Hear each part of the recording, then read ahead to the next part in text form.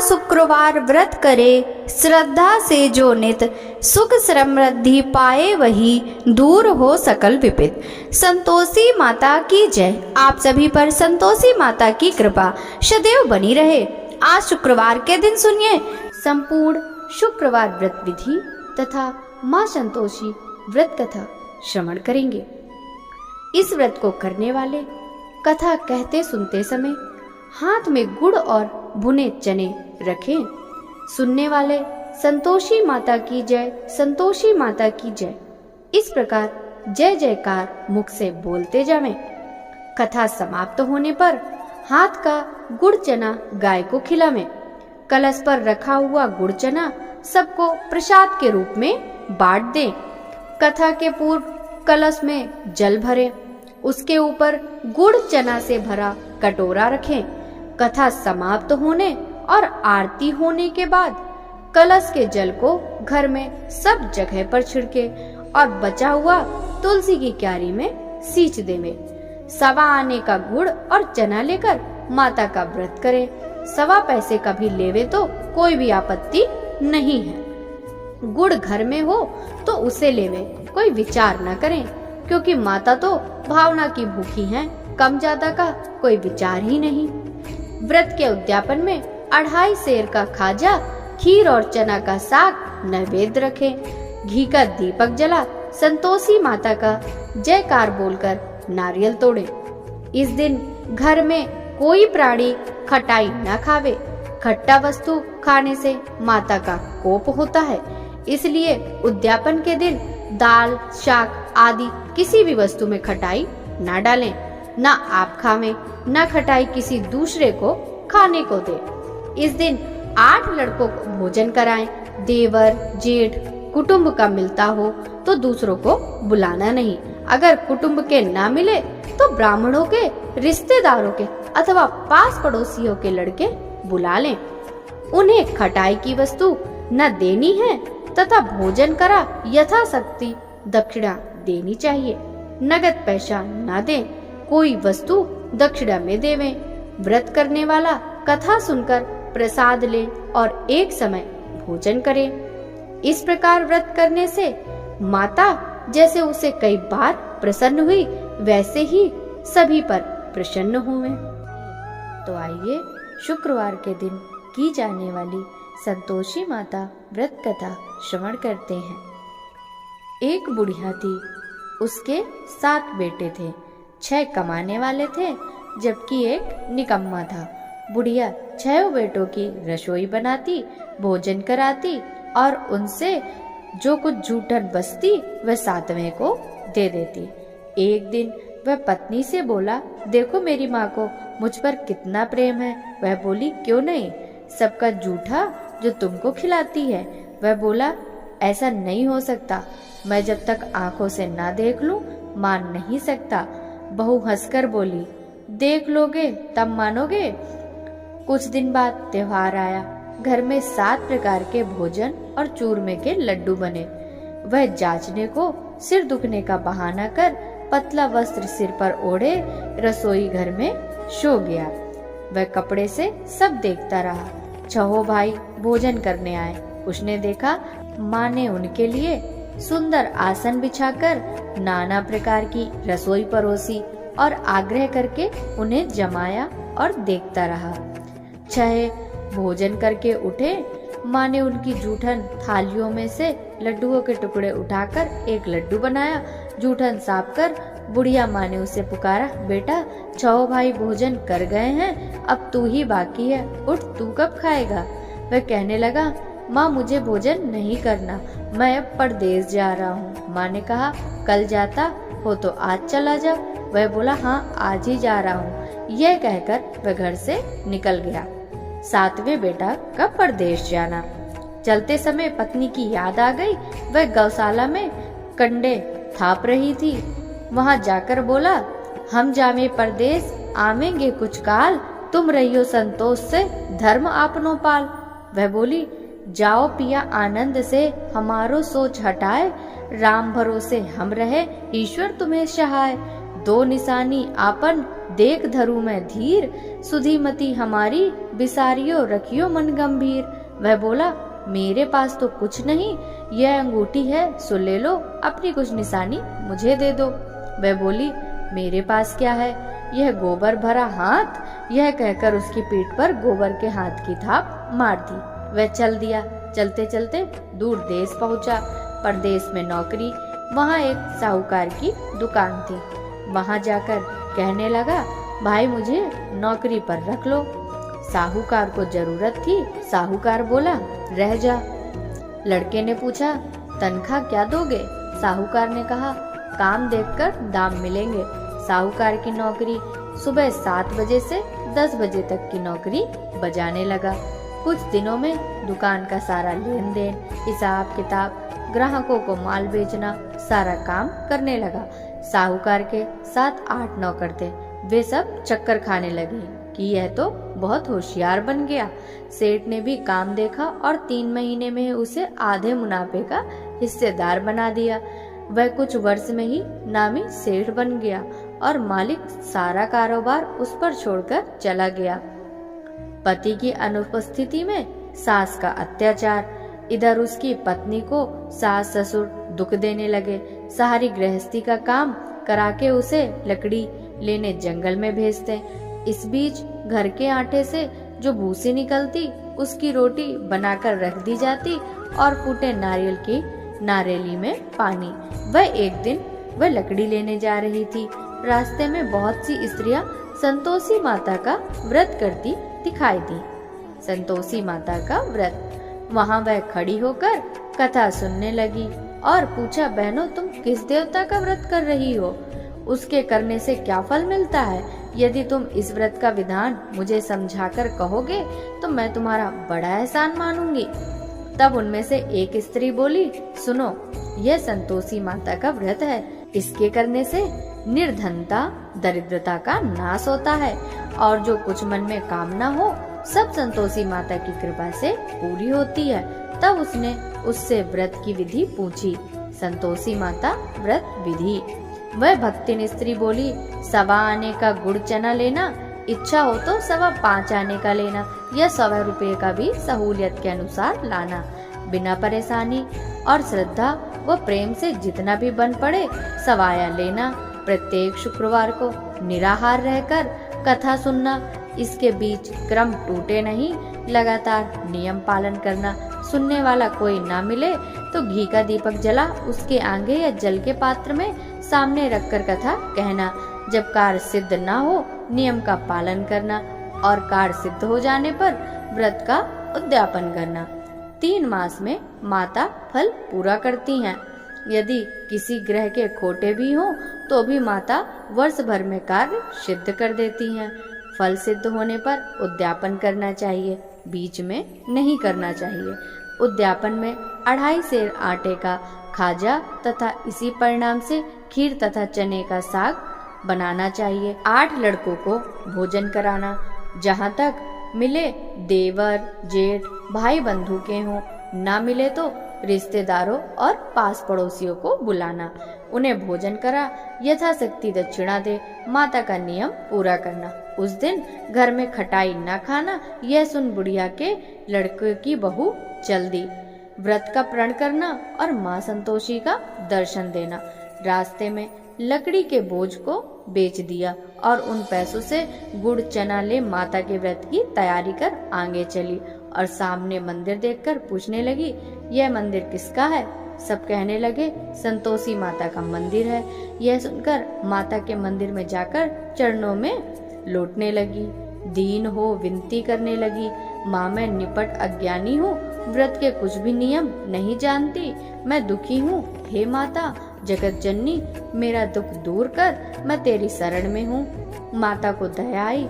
एक शुक्रवार बीता कि दूसरे को उसके पति का पत्र आया और तीसरे शुक्रवार को उसका भेजा हुआ पैसा आ पहुँचा। यह देख जेठ जिठानी मुँह सिकोड़ने लगे, लड़के ताने देने लगे।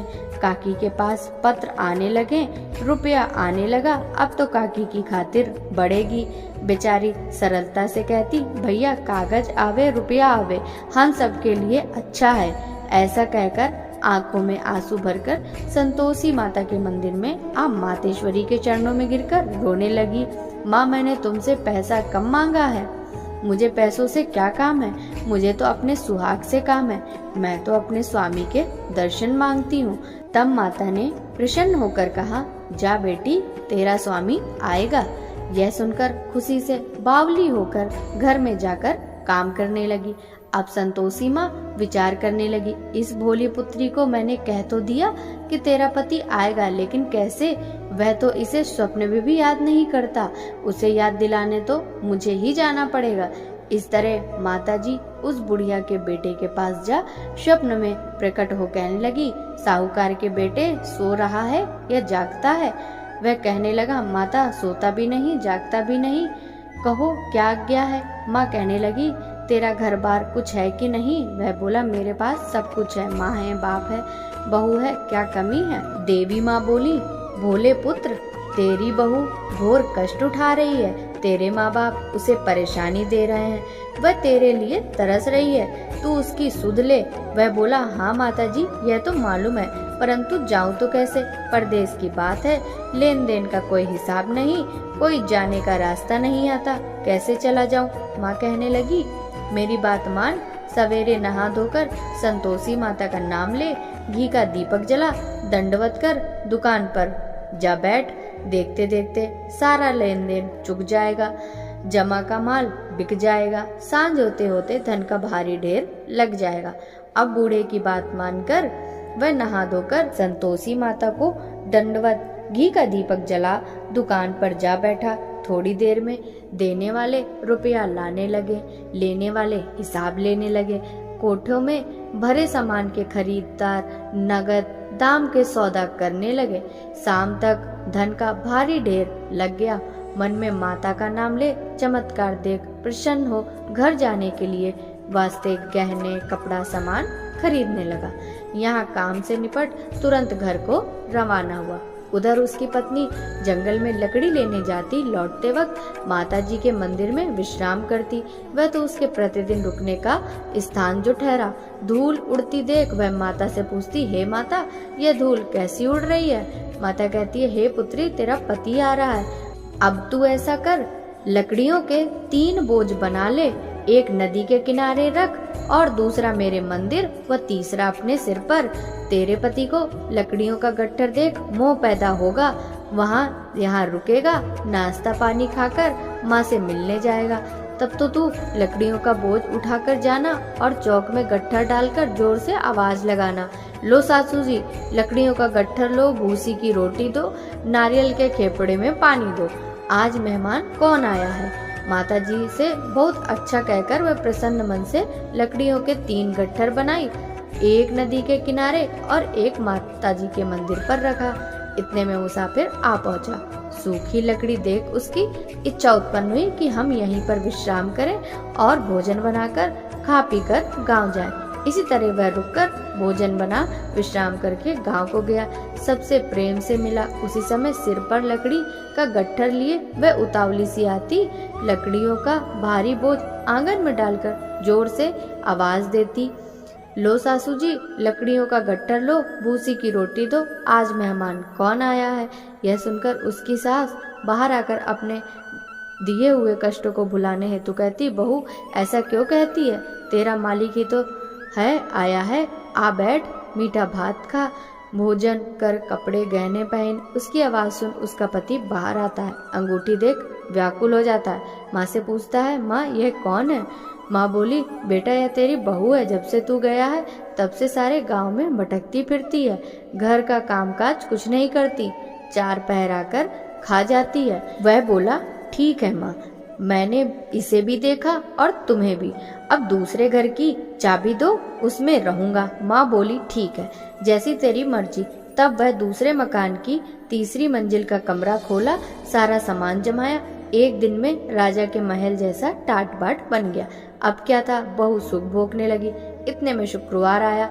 शुक्रवार व्रत के उद्यापन में हुई भूल किया खटाई का इस्तेमाल। उसने पति से कहा, मुझे संतोषी माता के व्रत का उद्यापन करना है। पति बोला, खुशी से कर लो। वह उद्यापन की तैयारी करने लगी। जेठानी के लड़कों को भोजन के लिए कहने आई। उन्होंने मंजूर किया, परंतु पीछे से जेठानी ने अपने बच्चों को सिखाया, देखो भोजन के समय खटाई मांगना, जिससे उसका उद्यापन पूरा ना हो। लड़के जीमने आए, खीर खाना पेट भर खाया, परंतु बाद में खाते खाते कहने लगे, हमें खटाई दो, खीर खाना हमको नहीं भाता, देखकर अरुचि होती है। वह कहने लगी, भाई खटाई किसी को नहीं दी जाएगी, यह तो संतोषी माता का प्रसाद है। लड़के उठ खड़े हुए, बोले, पैसा लाओ। भोली बहू कुछ जानती नहीं थी, उन्हें पैसे दे दिए। लड़के उसी समय हट करके इमली खटाई ले खाने लगे। यह देखकर बहू पर माताजी ने कोप किया। राजा के दूत उसके पति को पकड़ ले गए। जेठ जेठानी मनमाने वचन कहने लगे, लूट लूट कर धन इकट्ठा कर लाया है, अब सब मालूम पड़ जाएगा जब जेल की मार खाएगा। बहू से यह सहन नहीं हुआ। माँ संतोषी से मांगी माफी। रोती हुई माता के मंदिर गई। कहने लगी, हे माता, तुमने क्या किया? हंसाकर अब भक्तों को रुलाने लगी। माता बोली, बेटी, तूने उद्यापन करके मेरा व्रत भंग किया है। वह कहने लगी, माता, मैंने कुछ अपराध किया है, मैंने तो भूल से लड़कों को पैसे दिए थे, मुझे माफ करो, फिर मैं तुम्हारा उद्यापन करूंगी। माँ बोली, अब भूल मत करना। वह कहती है, अब भूल नहीं होगी, अब बतलाओ वे कैसे आवेंगे। माँ बोली, जा पुत्री, तेरा पति तुझे रास्ते में आता मिलेगा। वह निकली, राह में पति आता मिला।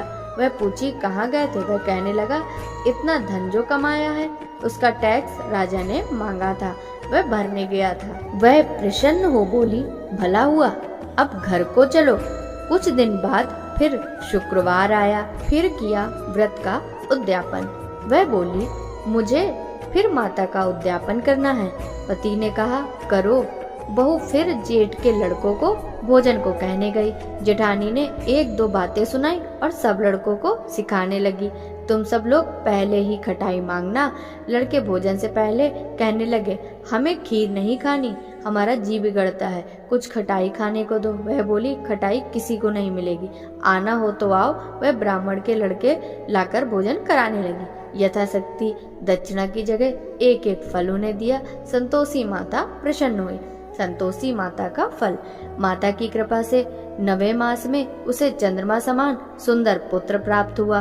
पुत्र को पाकर प्रतिदिन माता जी के मंदिर को जाने लगी। माँ ने सोचा, यह रोज आती है, आज क्यों ना इसके घर चलूं।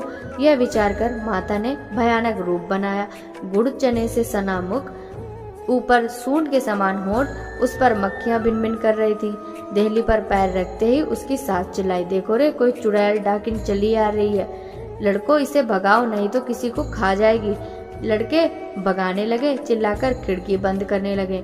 बहू रोशनदान में से देख रही थी। प्रसन्नता से पगली बन चिल्लाने लगी, आज मेरी माताजी मेरे घर आई हैं। वह बच्चे को दूध पीने से हटाती हैं।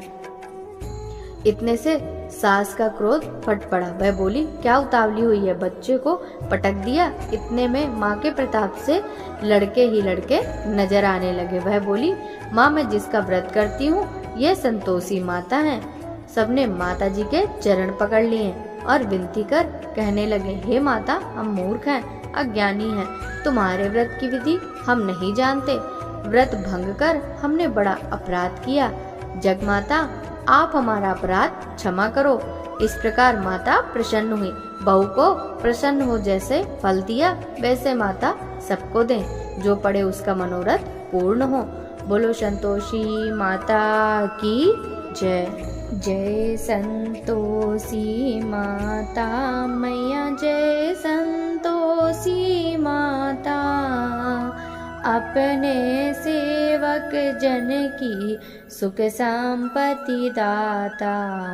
जय संतोषी माता, सुंदर चीर सुनहरी माँ धारण कीनो, हीरा पन्ना दम के तन श्रृंगार लीनो।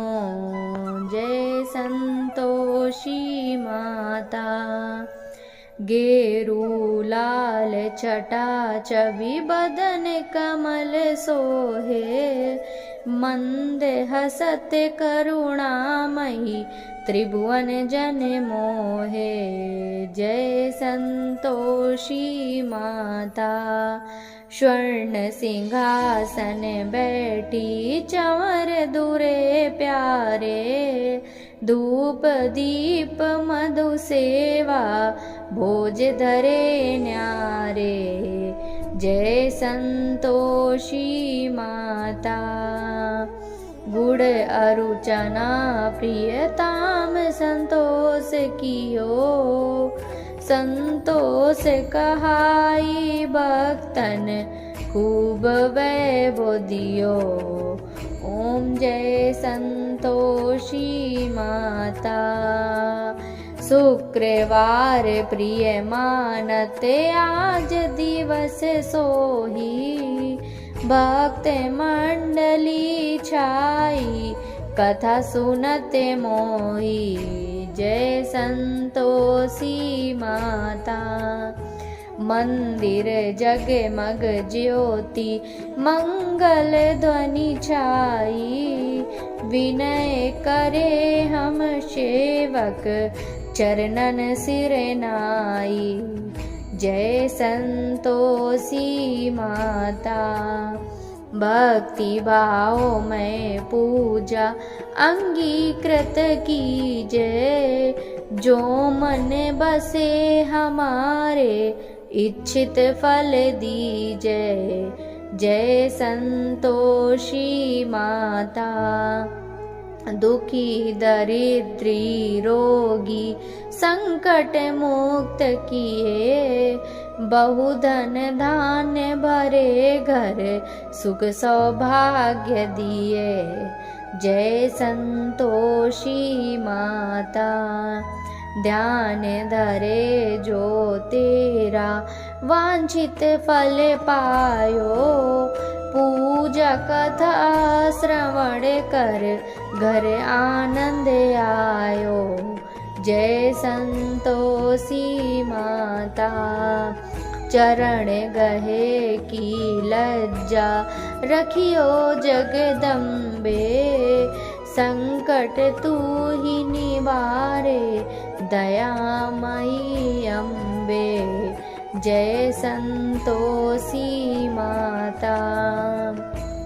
संतोषी माता की आरती जो कोई जन गावे, रिद्धि सिद्धि सुख संपत्ति जी भर पावे। जय संतोषी माता मैया। जय संतोषी माता। अपने सेवक जन की सुख संपत्ति दाता मैया। जय संतोषी माता। बोलिए संतोषी माता की जय।